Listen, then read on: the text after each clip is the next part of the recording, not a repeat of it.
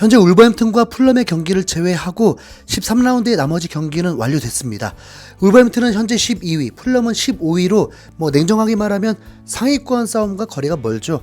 이미 경기를 다 마친 상위권 순위를 살펴보면 브렌트포드를 1대0으로 겨우 이긴 아스날이 무승부를 거둔 맨시티와 리버풀을 넘어서 리그 1위 자리를 차지했습니다. 승점 30점으로 단독 1위가 됐고 그 다음이 29점의 맨시티, 28점 리버풀입니다. 그리고 기존 4위였던 토트넘이 이번 패배로 아스톤 빌라에게 4위 자리를 내줬고 3경기 연속 승점을 하나도 얻지 못하면서 11월 내내 26점을 유지하는 중인데요. 에버튼을 3대0으로 꺾은 맨유가 24점, 첼시를 4대1로 꺾은 뉴캐슬이 23점, 노팅엄을 3대2로 꺾은 브라이튼 22점으로 다음 경기 결과에 따라 토트넘의 순위가 또 6위까지 떨어질 수도 있습니다. 다들 아시다시피 토트넘의 다음 일정은 맨시티 원정 경기다 보니까 걱정될 수밖에 없고요. 실력을 떠나서 부상자가 너무 많아서 제대로 된 대결이 이루어지지 않을 겁니다. 현실적으로는 무승부를 바랄 수밖에 없는데 그러기에는 수비수가 없는 상황이라서 한숨밖에 나오지 않는 처지에 놓였습니다. 솔직히 전반전 경기력은 매우 좋았는데 몰아칠 때 득점을 더하지 못해서 결국 막판에 힘이 빠져버린 게 패인입니다. 특히 토트넘은 이번 패배로 굴욕적인 기록을 2개나 달성해서 더 뼈아픈데요. 통계 매체인 옵타에 따르면 토트넘은 2014년 12월 이후 처음으로 1대0으로 앞서다가 3연패를 한 팀이 됐고 이런 기록은 리그 역사상 5번째입니다. 그냥 3연패도 아니고 선제골을 넣고도 역전패를 3번 연속 당했다는 거죠. 또 하나의 굴욕적인 기록은 리그 최초인데 다른 통계 매체인 스쿼카가 전했습니다. 첫 10경기에서 무패를 하고 3연패를 한 건 토트넘이 리그 역사상 최초라고 하네요. 사실 부상자 명단이 10명인 것 치고는 경기력이 좋았다고 말해도 될 정도였는데 결과가 이렇게 되고 보니 너무 씁쓸합니다. 그리고 그 원인 중 하나는 애매한 판정으로 경기 진행을 망쳐버린 심판이 있죠. 경기가 시작한 지 3분 만에 아스톤 빌라는 페널티 박스 안에서 위험한 파울을 저지르면서 퇴장 및 페널티킥이 나왔어야 했습니다. 아스톤 빌라의 센터백 카를로스가 팔꿈치로 몸집도 왜소한 힐의 얼굴을 정통으로 강타하면서 아주 위험한 파울을 했던 건데요. 이 장면에 대해서 영국의 스카이 스포츠에서는 퇴장과 페널티킥이 맞았다고 말하면서 아스톤 빌라에게 행운이었다고 논평했습니다.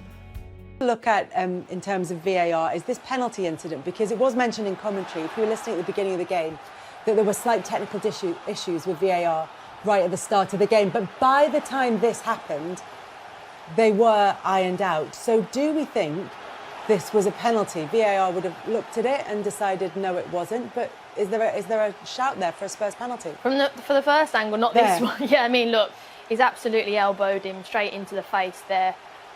For me, he's very, very lucky. It's very silly. On the other angle, I thought, is he trying to block him from going there? But look, he's elbowed him in the head.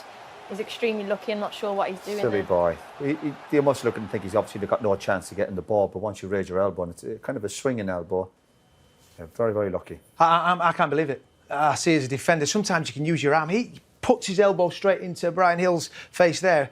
When it was live, I didn't say anything. You see, it's the ball's so far away, you're thinking, why is Diego Carlos getting involved in this? There's no need. And you see the way Brian Hill's face goes, he is a lucky, lucky boy. 올 시즌 VR이 토트넘의 발목을 많이 잡는데 이런 장면을 포착하라고 있는 게 VR이면 제대로 보고 레드카드가 나왔어야 합니다. 토트넘 첼시전만 떠올려봐도 거의 10분 동안 VR을 보면서 옵사이드와 파울을 확인하고 결국 로메로가 퇴장을 당했었는데요. 로메로의 태클은 그래도 공을 건드렸지만 카를로스의 팔꿈치는 공과 전혀 상관없이 힐의 얼굴을 공격하는 것 말고는 없었거든요. 여기서 카를로스가 다이렉트 퇴장을 당하고 페널티킥까지 얻어서 손흥민이 성공시켰다면 토트넘은 전반 3분부터 1대0으로 앞서고 수적 우위까지 차지할 수 있었습니다.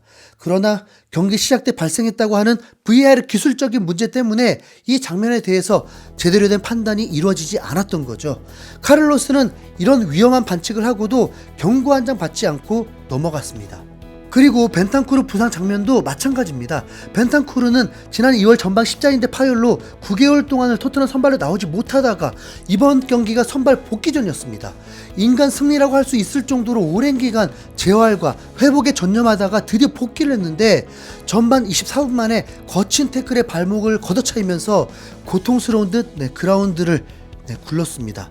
공은 벤탄쿨의 왼쪽에 놓여 있었는데 아스톤빌라의 수비수 캐시는 공이 아니라 벤탄쿨의 오른쪽 발목을 향해서 태클을 했죠. 누가 봐도 공을 뺏으려는 반칙이 아니고 고의적으로 부상을 입히려는 듯 보였습니다. 하지만 페널티 박스 안이 아니었기 때문인지 심판은 고작 옐로 카드만 꺼냈을 뿐이었는데요. 9개월간의 긴 재활 기간을 거쳐서 오랜만에 홈 경기에서 선발로 나온 선수에게 다시 한번 발목 부상을 입히는 선수에게 경고 한 장은 너무 가벼운 징계였습니다. 그 순간에는 벤탄쿠르도 고통을 참고 선발로 나온 만큼 더 뛰어보려고 노력했지만 대략 5분 정도가 지나서 통증이 심해졌는지 더 이상 뛸 수 없다는 신호를 보냈습니다.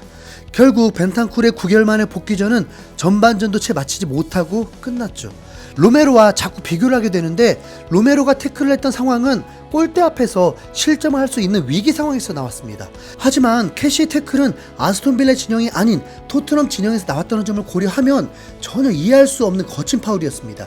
실점 위기도 아니고 공을 뺏으려는 것도 아닌데 발목을 노리고 위험한 태클을 했다는 건 의도적으로 담그겠다로 밖에 안 보이거든요. 이건 고래만의 생각이 아닌지 해외 팬들 역시 캐시를 향해서 험한 발언들이 쏟아졌습니다. 매트 캐시 엿먹어라라는 제목의 글에만 댓글 230개가 넘게 달리면서 욕설이 이어졌죠. 9개월 만에 복귀한 선수한테 이딴 태클을 하다니 악마도 이 녀석한테 질리겠어. 진짜 정신병자 같아. 공이랑 전 상관도 없는 태클이었다고. 매티켓이 빌어먹을 놈아. 벤탄쿠르는 방금 복귀했다고. 스포츠 정신이 뭔지 모르냐? 90분쯤에 다이를 투입해서 캐시에게 똑같이 태클하라고 했어야 했다. 진지하게 캐시 저 자식은 한번 손을 봐줘야 해. 이렇게 역겨운 태클이 또 있을까? 작년에 도어티를 부상시킨 것도 저 자식인데 올해는 벤탄쿠르까지 또 다치게 만들었어. 저딴 놈은 리그에서 쫓아내야 돼. 선수 생명을 위협하는 저런 살인 태클은 바로 레드카드를 줘야지.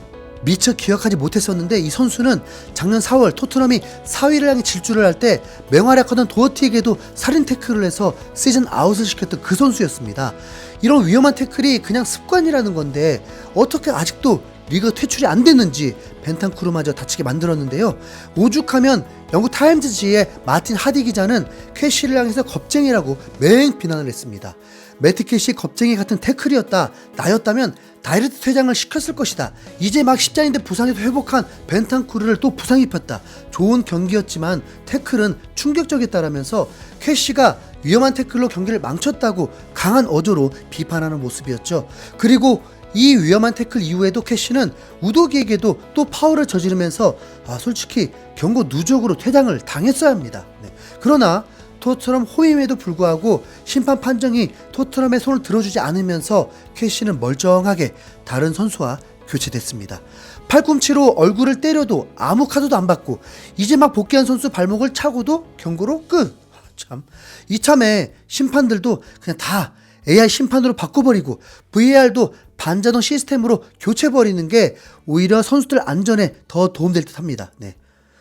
정말 속상하네요. 네. 인공지능이 누구 편들지 않을 거 아니에요. 네. 심판들 토트넘에게 정말 해도 너무하네요. 이상 흰수염고래였습니다. 감사합니다.